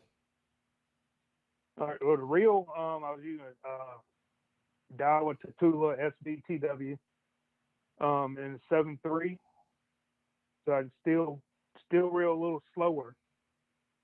And then sometimes when they would start chasing, I would actually burn that bait, burn that underspin through there, and a lot of times they would that would generate that bite as well. Is when I would start burning it. Yeah. So And it basically, doesn't, as long as you got it rigged up right, Mhm. it doesn't roll over. You know, like a lot of stuff when you reel real fast. The fish head brand doesn't tend to roll over as much. I got you. Now, when you were fishing that, were you just cast something and let it sink all the way to the bottom, and then pick it up? Were you counting it down to a certain depth, or I mean, how was that working out for you? Most of my casts, I'm casting, and as soon as it hits the bottom, I'm starting to reel. So it's basically keeping contact with the bottom the whole time. So yeah, so you're just Because doing a steadily it's got retrieve. like a stand-up head with a spinner. Mm-hmm. So it's almost like a crankbait, but you're swimming a swim bait basically. I got you. Yeah, that's a technique that I need to add to my arsenal. I actually have a few of them, but I never, you know what I mean? I pick it up and I throw it a couple times, and then I'm like, I just ain't doing it. You know what I mean? Like I go back to what I do. But I know this winter I know guys at Smith like to throw the underspin a lot, fishing for some of those deeper fish, and I think that's something I'm going to try to work on a little more to add to my arsenal. But I mean, with the underspin, I mean, is that something you throw all year long, or is that kind of a seasonal thing for you? Because I mean, like I say, I know you've done well in the fall with it and winning money off of it, but is it something you throw in the spring and summer as well? In the spring, some.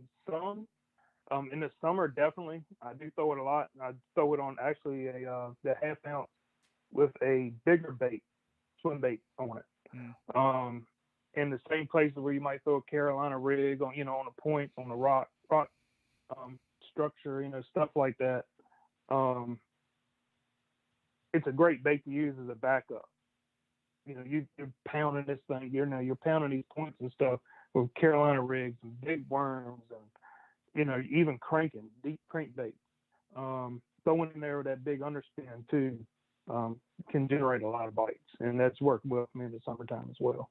Yeah, that's awesome, man. I know, dude. We're super proud for you, super proud of you, happy for you.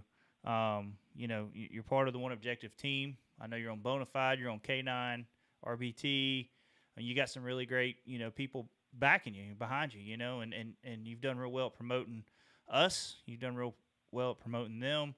Man, we're just happy for you, dude. I mean, and I know in the fall, like you're all year long, you're a contender, but in the fall, it seems like you really shine too. You know what I mean? I know you've done good in a lot of the month-long events all through the year, especially like with the Yak Attack events and all that. And it's just fun watching it, man, because, I like watching you guys go, especially down there in North Carolina. Virginia boy coming down to North Carolina. Never been on that body of water, Yeah, I mean, that was pretty good moment there.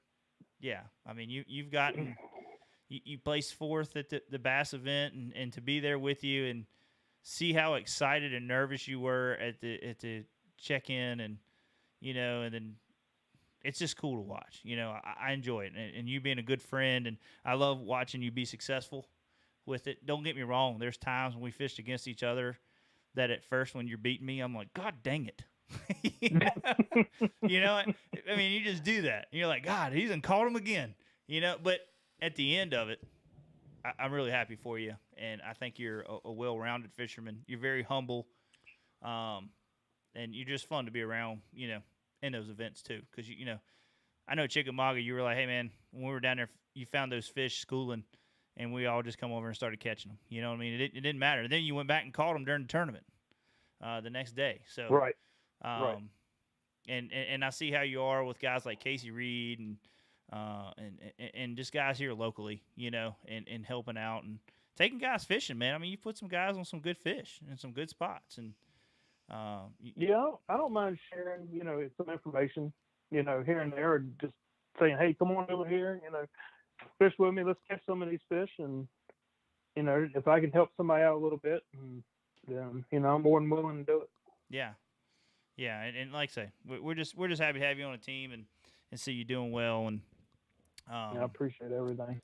And Jason, I ain't gonna keep you much longer. I know it's getting later. Everybody's got work tomorrow. I'm actually kind of tired. That trip from Texas is about killed me. We come back from a different time zone to setting the clocks back. I'm like, I am done, man. Like, I'm worn out. I don't know why. It's made me so tired, but when it got dark here today, I could have swore it was 9 o'clock. I was like, geez Louise. Oh, it felt like it. Yeah. Yeah, it killed me. So, Jason, are kind of looking into the 2022 season. I know you're busy. You're a family man. Your son plays sports. Your daughter's into sports and was it gymnastics or dance or I can't remember what it was you was talking about that one time. Yeah, she does dance. Yeah. Along with the sports too. Yeah. So, I know you're busy. So what is things looking like for you for 2022?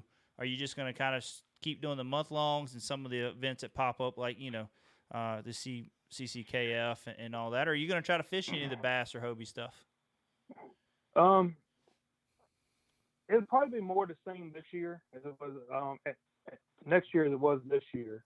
I don't feel like I can dedicate myself to a full trail, whether it be bass or Hobie or anything like that. Mm-hmm. Yeah. Basically, I'll just go through all the dates when they're released. I want to try to fish as many of the bass BASS kayak events that they have. I think that's the way I want to go. Yeah. If I can make a Hobie, hopefully they'll allow some motorized kayaks. We'll see what kind of announcements they make. I've heard some whispers, but haven't heard any announcements. But if they do that, then I might end up fishing a couple of those and see how that goes. And as far as KBF, like you said earlier, if they have something close like Potomac River or maybe even Smith Mountain Lake, if they decide to do Smith Mountain Lake again, I'll try to make those definitely. Yeah, I wish they would come back and to then, Smith again. Yeah, I like to see them come back to Smith Mountain Lake. But, the Yak Attack tournament, I always try to make that. And there'll be a few monthlies here and there. And then try to do some more filming, this year. Yeah. This coming year. You got some good content. Just some of the clips I've seen, and I highly recommend you should start a YouTube channel. I know it's tough. I know it's a lot of editing, but I think you being out on the water with Jason all day, just fun to watch. You catch a lot of big fish. And the only thing about YouTube is, especially what you do, is people see where you're at. You know what I mean? And Right. Yeah. that's the tough part about it. That's the fine line that you're at, and that's some of the stuff like me and James are like, it kind of sucks to show some of your stuff. You know what I mean? A lot of people ain't gonna see it and know where you're at, and then there's a lot that's gonna study that video, like we do with pictures. When someone shares a fishing picture or something, like you're not looking at Oh, the yeah. fish on the deck. I mean, the fish the guy's holding. You're looking at the rods on the deck of the boat. Like, Yeah. what's he throwing? There's a lot of places where I normally fish that are community holes. Mm-hmm. So most people know them, but there's also holes within those holes that some people don't know about. Yeah. So that's kind of the secret thing. But yeah. So we might try to do some more filming. Maybe go to some other places, Bugs Island. Haven't been to Gaston in a long time. Might try to make Gaston next year. A couple times. Try to do some filming up there, and we'll just see how it goes. Yeah. I think it'd be fun to watch all that and seeing those go down. We need to get out together again, and we're getting our Hobies rigged out. And once they're done, I'm hoping that they'll be, I'm gonna say 90% done by the end of this week. We need to schedule a time, maybe go out on Sandy or something. You know what I mean? And go do some fishing. So maybe you can teach me how to throw a underspin. We can do that. So, but before we let you go, Chris, do we have any questions? I see some stuff coming through, but I don't know what we got. Just comments. No Just questions. people comment. I see Craig's on there. Yeah. I see he's talking. You never know what's coming out of his mouth. But I'm just kidding, Craig. I love you, man. But Jason, I appreciate you taking the time to come on, man, with us. I know it was later. Looking forward to seeing how the rest of the year goes for you, and then also 2022. I know you're gonna get some more wins. We'll have you on the show again, and but like I say, looking forward to getting out on the water with you and doing some fishing here soon. So, but I congratulations. appreciate it, guys, and hopefully we can keep that momentum going into next year, and Yeah, we'll see how it goes. I appreciate everything. Appreciate you, Josh, and Chris, you too. Appreciate it. all right, man. All right. Well, thank you so much, bud, and looking forward to having you on again, man. You have a good night, and we'll talk to you later, bud. All right, guys. See you, man. See you. Bye. Bye. All right, guys, that's the man, the myth, the legend, Yeah. Jason Hensley. We've had him on the show a couple times. I mean, he's always dropping knowledge. He's always got. I mean, that dude catches some fish. I know. He can destroy them. Yeah, I mean, he just wrecks them when he goes. I mean, don't get me wrong. He has a time or two when he goes on lake. I mean, we all have those. We don't catch nothing, but then all of a sudden it's like he goes home and thinks about it and then makes adjustments and then comes back and just hammers them. So I've talked to Jason a lot when he's caught some big fish. He's called me from the water. He's called me on the way home. We've talked a lot. We text a lot, and being part of the team. He's our team captain as well. So any guys that get on our pro staff, if you're interested in getting on pro staff, and I can't guarantee everybody gets on there, but like I say, we don't just pick anybody. Yeah. We kind of hand pick them and try to get some really good guys and guys that are good at promoting and all that. But Jason Hensley takes care of a lot of our promoting. So if you guys are interested, if you want to reach out to him on Facebook, and he might shoot me for telling everybody this, he's gonna get bombarded by a bunch of messages. But if you're interested in being part of One Objective team, he's the one to really start with and talk to. Because if y'all reach out to me, that's who I basically send over there to Don't him. send 1,000 messages. Yeah, He'll get back with you. Yeah, he'll get back with you. So, before I get into this next topic, and I wanted to bring it up, and I had it in my notes up top there, and I'm a scatterbrain when the shows start, and I kind of read over a lot of stuff and don't get to it like I want to. But some sad news in the Bass Nation world, Bass world, not Bass Nation, Bass world. One of the greats passed away this week, and Aaron Martins. One heck of a dude.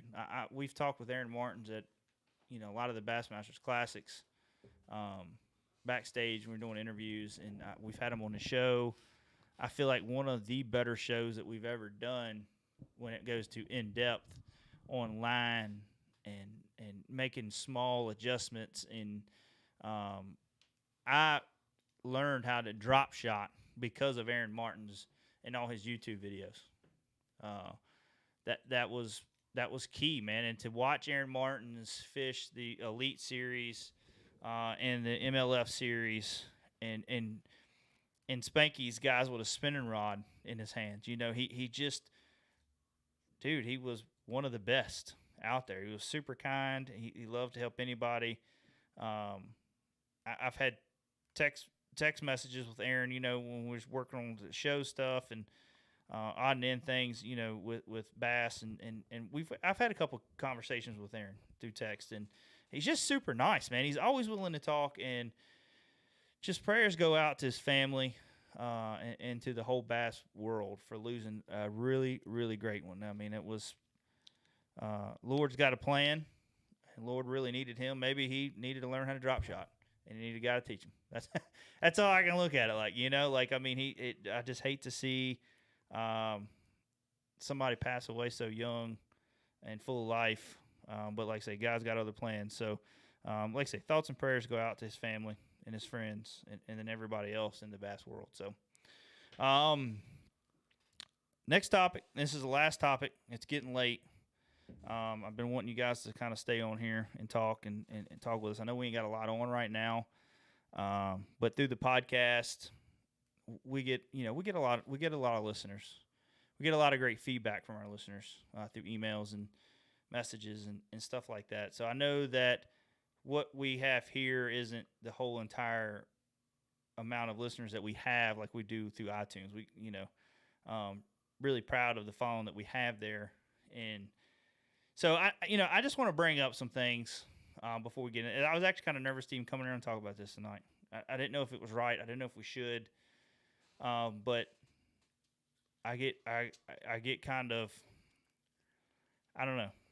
I've mentioned in a lot of shows to make sure you get on with a good sponsor. If you don't take any sponsor that comes at you, whether they offer you a lot of money. I know money's hard to turn down, especially in this industry. But if you don't believe in a product, it's not worth taking because you're never gonna promote it to the fullest, and that relationship's not gonna last long. Okay. I know something that we do with our pro staff guys is I try to promote our guys. Them guys do a lot for us, promoting us. And, there's no way that I feel like we could ever fully pay them back. But I try to do our best at sharing their fish pictures or sharing their wins, like Jason Hensley's win, Robert Brown, guys like Craig. He's got a big announcement that's coming up. He wanted to come on tonight and talk about it, but I just knew we had so much going on that we couldn't. But Craig's got a big announcement coming up. I want to be able to push that. We got some really good guys on our pro staff, and so what I'm getting at is I love to promote them. I love to help push them guys to get their name out there. That eventually, maybe one day, they can pick up some bigger sponsors, and see them keep moving and growing in this industry. And be able to experience some of the things that we've been able to experience with just our sponsor stuff. So, but the thing about being on a pro staff or being sponsored is, you want to make sure that they got your back like you got their back, and that they're willing to help you out and tell you anything that either you're doing wrong or or product wise sponsors is to help out and design something that both of you guys had some input on, and so we ended up, a few things came out right before ICAST. Some pictures some video got pushed out, and in that video they wasn't fully showing the product, but you could see it. I had people that seen it, and this wasn't through the team stuff. This was on a regular post. And it got pushed out to us. And it was somebody making a motor mount. And anytime in this industry is somebody else is making another product, you watch. You see it. Especially a competitor. You know what I mean? But, some of our competitors that we've talked to, I get along with. We've bounced ideas, on things. Even our competitors, And I think it's great for the sport to have competitors because it gives our consumers options. And it gives other companies to keep trying to enhance their product. If someone's making a motor mount this way, see it works, and you're like, well, man, maybe we should have done something like that on ours, but what can we do to change it to make it our own, you know? And that's what helps this industry grow, is stuff like that. But anyways, we seen this mount come out, and what got to us a little bit was that we were in the dark on it, not because it was a competitor. It was because one of the companies that we work with, and that was Bonafide, and they ended up making a bow mount for their kayak. And I'm gonna be honest with you guys, it really stirred the pot on me, and I reached out and pretty much said what I needed to say in a nice manner. I wasn't trying to burn no bridge. Whether what this does tonight might burn a bridge, I don't know. And I don't know. But we've had a lot of people ask us since they come out with this mount, are we the one making it for them? And no, we're not. We're not the one making it for Big Adventures. They got them coming out for the Slayer. They got them coming out for the Titan, I guess. I don't know. We did see them on a Slayer at ICAST.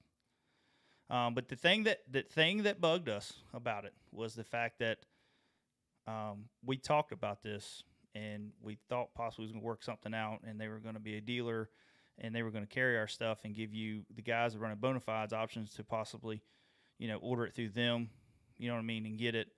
And instead, they kind of turned around and pretty much become a dealer, got our pricing, got our product, and then turned around and I'm not going to say it's knocked off, but it's not 100%. They changed it. They made it their own. Okay.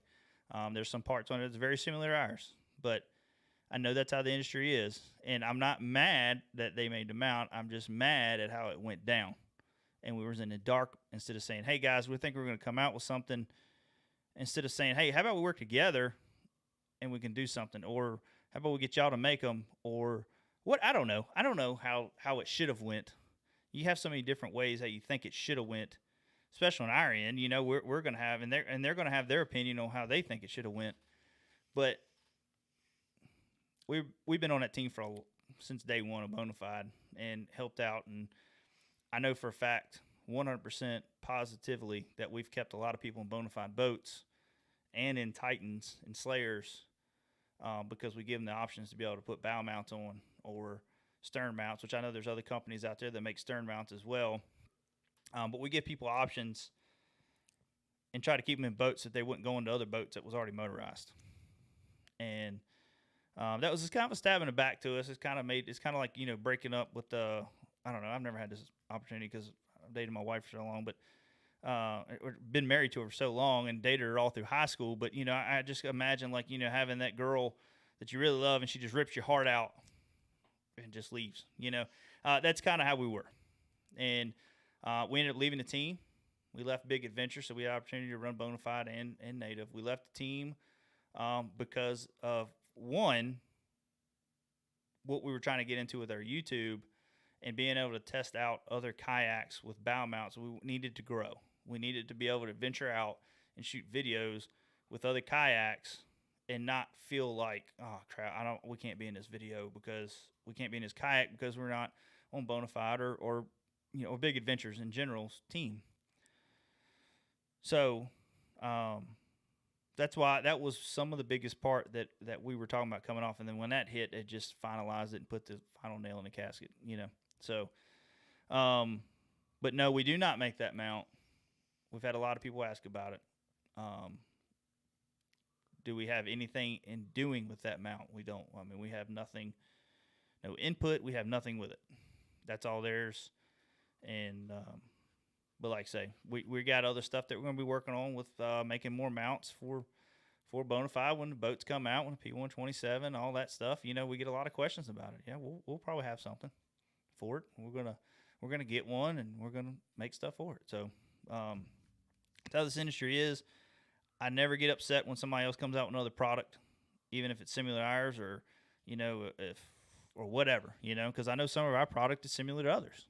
So you can't get mad about it. And like I say, it gives consumers options. That's just how it is. You let the consumer be the judge on what they think product is better. So I just wanted to clear the air with that. I normally don't like to do that. I don't like to if we, break ways with somebody or anything like that. I don't say nothing about it. It is what it is. And it's done. That's business. That's how the fishing industry is. That's how the racing industry is. That's just everything it is when it comes to sponsors.